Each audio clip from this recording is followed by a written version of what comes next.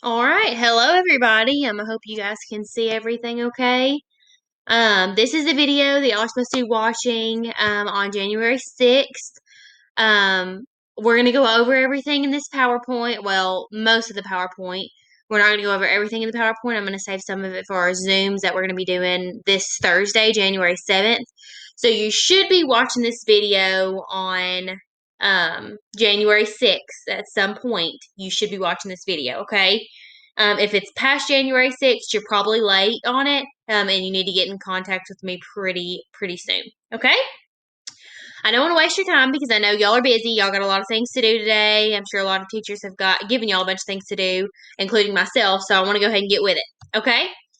All right. So we're coming off of the midterm, right? And then the midterm, there was the Constitution.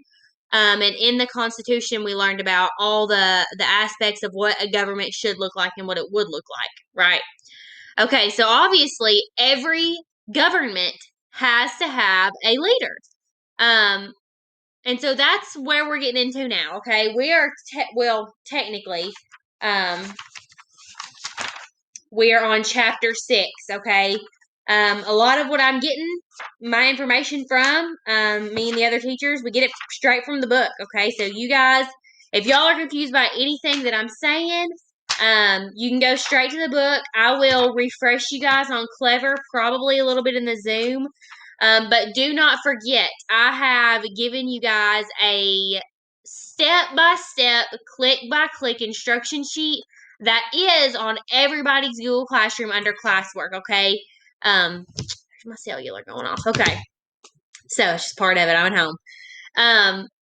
But basically, it's a step-by-step, click-by-click instruction sheet on how you do everything.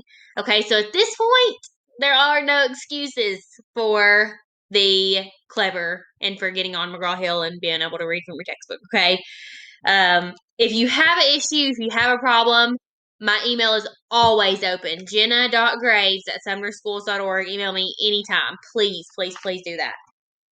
Okay, so we're going to start off. This is at the beginning of chapter 6, lesson 1, and we're talking about the first president. So let's see if I can get this to where y'all can see it a little better. I'm new to all this stuff, and this stuff is virtual is going to be hard for me too, guys. So we'll just take it one step at a time. Okay, the first president. I wonder who that is. George Washington. Okay, I think y'all can see my mouse. If not, I'm clicking around here. George Washington, he became president. He took an oath to become the first president of the United States. Okay, April 30th, 1789 is whenever he took an oath to become the first president of the United States. John Adams, right here, he was the vice president. Just like you guys see it today, you guys aren't oblivious to the times, I'm sure. We just had an election, right? In the election, the president elect as of right now is Joe Biden, right? He's your president, okay? That means he's the top dog. Right under him was elected his vice president who ran alongside of him, okay? That was Kamala Harris. Same principle here. This is something we're going to get into right underneath George Washington and John Adams. You see that Washington knew everything he did would set precedents, okay? You need to know what the word precedent is. A precedent is a tradition for future presidents and the nation to follow. You could say having a president and a vice president is a precedent, okay? It's kind of weird that we're talking about presidents and precedents at the same time. You need to make sure you know the difference. President, that's a leader of a country. Precedents, those are traditions, okay? So we have presidents, our presidents of the United States, who set precedents for America, okay? One of those precedents was having a vice president along with the head honcho, the president. Okay, the vice president was there to kind of help check the power a little bit.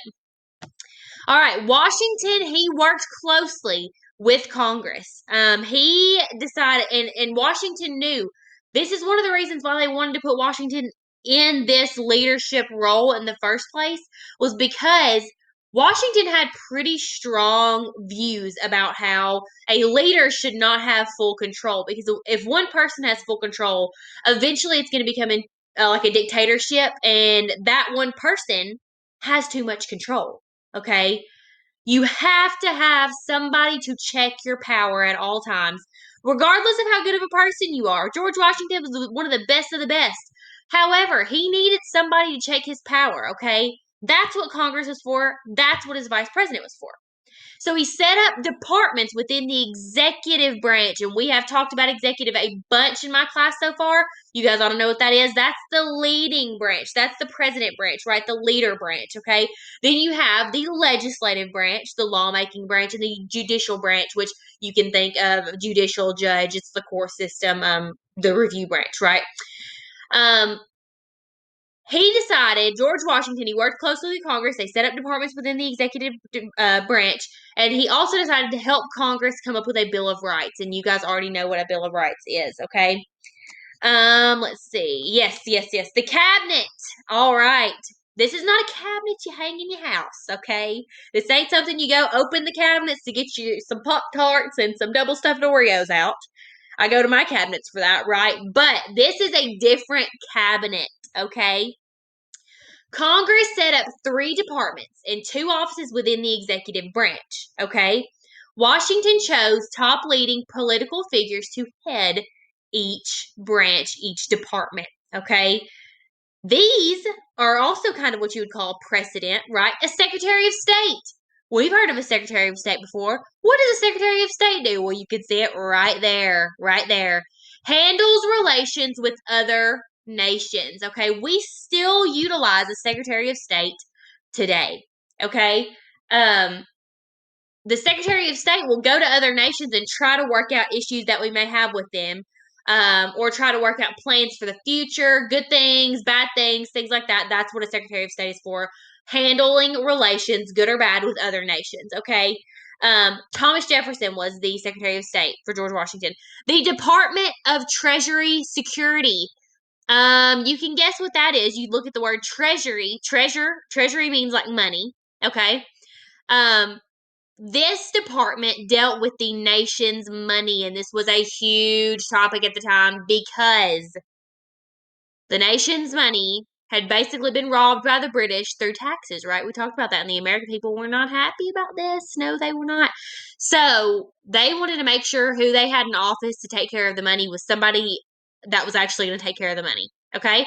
Alexander Hamilton. I know some of you guys have heard of him from the musical Hamilton that's on Disney. I know several of y'all have come to me. I still haven't watched it. Maybe I'll watch it soon. Especially now that we're talking about it, I might watch it soon. So the next one, Department of War Security. Ooh, I like talking about wars, right? Gets super interesting, juicy stuff. Okay, you can guess what a war secretary does, and they basically drive the nation's defenses, right? The nation's wars. The person that was put in front of that, or put on that duty, was Henry Knox. Wonder where we get Knoxville. All right. Then you have the Attorney General. This one's not as just obvious as the other ones were, right? The other ones had like names that kind of alluded to what it was going to be, right? But this one's a little different. Attorney General, that is somebody to represent the United States in legal matters.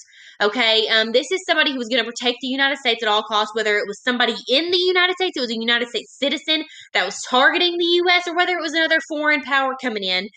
Where the Secretary of State would also get in there a little bit, but the Attorney General would protect the United States, right? It would represent the U.S. in legal matters. Excuse me. That was Edmund Randolph, and I think some of you may remember him from the midterm that we took. Edmund Randolph was on the midterm. He was somebody we had never talked about, but he was on the midterm. He's somebody you're going to see now, right? He was the Attorney General. Congress also created a postmaster. There was a song that literally like just came out. And it had postmaster in it, and I thought that was funny. I think it was by Ariana Grande or something. I can't remember. But anyways, it's a postmaster, right? It creates a national mailing service, right? This is whenever we start to see the mail service coming about, right? And then all three department heads and the attorney general gave advice to the president on what to do in situations when they arise. Okay. This is another example of the president not wanting to have all this power to himself, right? He obviously wanted power and he wanted to say in things, but he did not want to give himself so much power that he could eventually be swayed by that power, or he could make a rash decision on behalf of the United States that maybe really wasn't the best, right? So the president, however, can dismiss a cabinet member without Senate's approval. So basically, that's kind of turning the tides here. If the president at this time did not like or had something bad blood or something like that, or if something bad happened with one of the people that he had appointed, he can dismiss them with no other approval. He can dismiss them, excuse me, all on his own. Do y'all hear my dog snoring? Whoops. um, he can dismiss them all on his own. That doesn't matter. Okay. And then we have establishing a court system. Okay, the Judiciary Act of 1789 establishes a federal court system. It's exactly what it does. It establishes a federal court system. Some people wanted state. Excuse me. Oh my goodness. I'm sorry. Some people wanted state courts, other uniform national court for everyone, that this was a compromise. Okay, so some people wanted state courts. Other people wanted uniform national courts for everyone. This was a compromise, okay? You can't have both, really. Well, you can have both, but in this situation, you wanted to pick one of the two. States kept their own laws and courts, but federal courts had the power to reverse state decisions. This is the compromise they had come upon, okay, guys?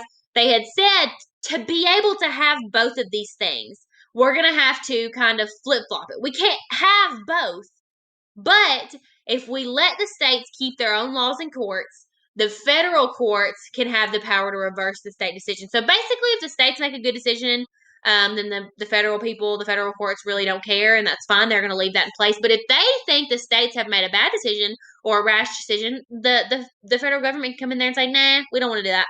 Right? Kind of crazy.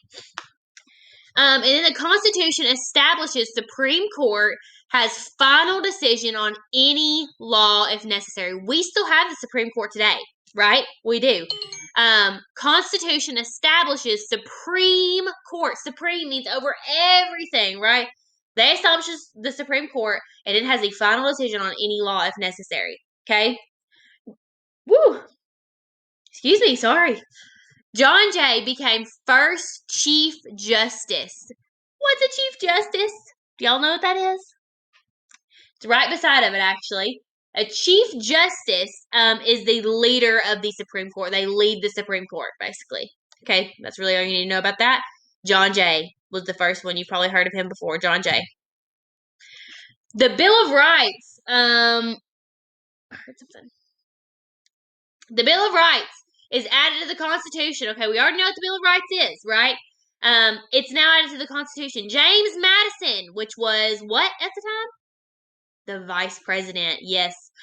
He introduced a set of amendments to Congress in their first ever session, which was a meeting, right? Congress passed 12 amendments, but the states approved 10 of them. These became the Bill of Rights, or the first 10 amendments of the U.S. Constitution. Okay? All right, guys, that is all we're going to do for today. We're going to finish this PowerPoint tomorrow in our Zoom, so you have to make sure you've watched this by 11:59 tonight. I have a question attached to this Screencastify video on Google Classroom. This question will be a 5-point grade. So I'm not going to be too hard on actually grading the question as long as you've done it. Make sure your answer pertains to the actual question. Don't put something crazy on there. Make sure you're actually answering the question. But just make sure you do that by 11:59 p.m. tonight. Okay? All right, guys. Let's see if I can figure out how to turn this mug off.